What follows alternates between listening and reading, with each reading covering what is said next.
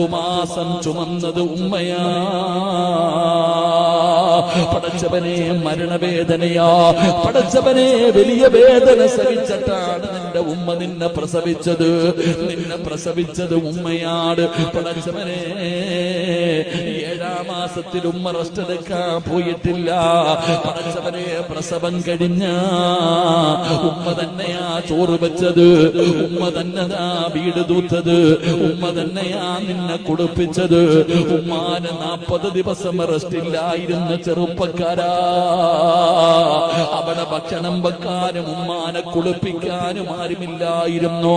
ഉമ്മ തന്നെയാണിത് മുഴുവനും ചെയ്തത്. ഉമ്മ പട്ടിണിയാ, ഉമ്മ രോഗം പിടിച്ചു കിടക്കുകയാ.